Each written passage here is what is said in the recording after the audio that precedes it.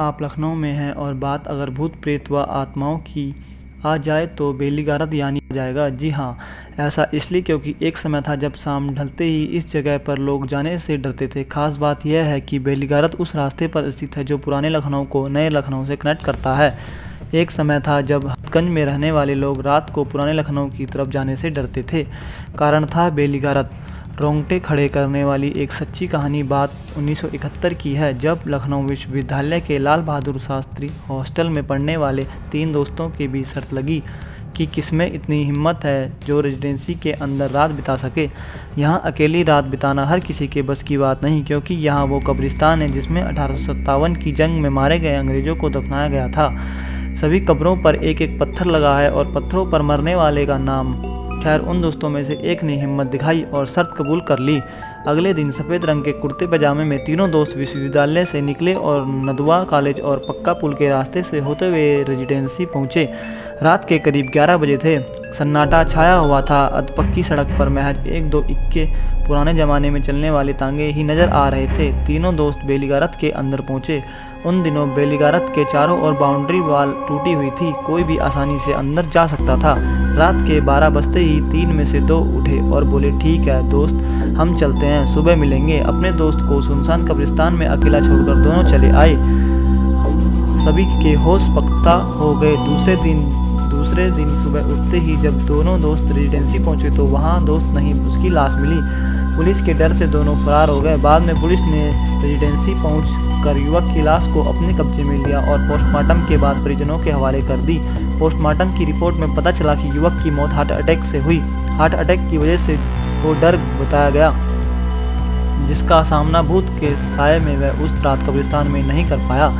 रात को आज भी कोई नहीं जाता। लखनऊ में शहीद स्मारक के सामने एक टूटा हुआ पुराना किला है। इस किले को 1857 में अंग्रेजों ने नासबूद कर दिया था। उस वक्त हजारों की संख्या में भारतीय मारे गए थे और सैकड़ों अंग्रेज भी मारे गए।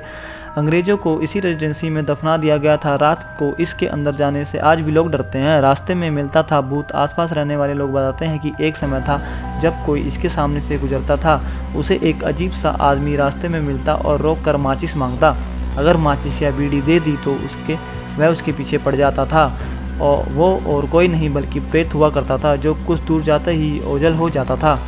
सफ़ेद पोशाक में प्रेत मारो काटो की आवाज़ें उसी दौर की बात है जब रेजिडेंसी के पास से गुजरने पर मारो काटो की आवाज़ें सुनाई देती थी। अक्सर वहाँ पेड़ों पर सफ़ेद पोशाक में प्रेत लटकते हुए दिखाई देते थे। अक्सर बेली गारद के पीछे लाशें पाई जाती थी। वक्त बदला पर डर नहीं, हालांकि अब उस समय बदल गया था। सरकार ने बेली गारद को सुरक्षित करते हुए चारों तरफ बाउंड्री वाली खिंचवा दी और लाइट की व्यवस्था कर दी। अब यह रोड रात भर चलती है। तमाम रोशनी और लाइट के बावजूद लोग इस कब्रिस्तान के अंदर जाने से आज भी डरते हैं। क्या बताते हैं पुराने लोग बेली गारद के बारे में 2 कहानियाँ। लखनऊ के चौक इलाके में रहने वाले 89 वर्षीय फरहद अंसारी से बातचीत पर आधारित है। फरहद, आपने जो पढ़ा उस पर शायद आपको विश्वास नहीं हुआ होगा, लेकिन फरहद अंसारी ने जो अंत में बताया उसे पढ़ने के बाद आप इन घटनाओं पर यकीन कर लेंगे। कौन था वो जो मांगता था बीड़ी? बेली गारद के सामने सुनसान अंधेरी सड़क पर आधी रात को बीड़ी मांगने वाले और कोई नहीं, स्थानीय लुटेरे हुआ करते थे। 80 के दशक में जब पुलिस ने अभियान चलाया तो 2 दर्जन से ज़्यादा लोगों को पकड़ा, जो रात को लोगों को डराकर लूट लिया करते थे। कैसे हुई थी 1971 में जब युवक की मौत? फरहद के अनुसार 2 दोस्त अपने जिगरी यार को कब्रिस्तान में घास पर बैठा अकेला छोड़कर चले गए थे। उसके कुछ ही देर बाद जब वो उठा तो पाया कि किसी ने उसे पीछे से पकड़ा हुआ है। वो डर गया और हार्ट अटैक से मौत हो गई। सुबह पुलिस ने देखा जमीन में एक कील गड़ी हुई थी जिसमें उसका कुर्ता फंसा हुआ था।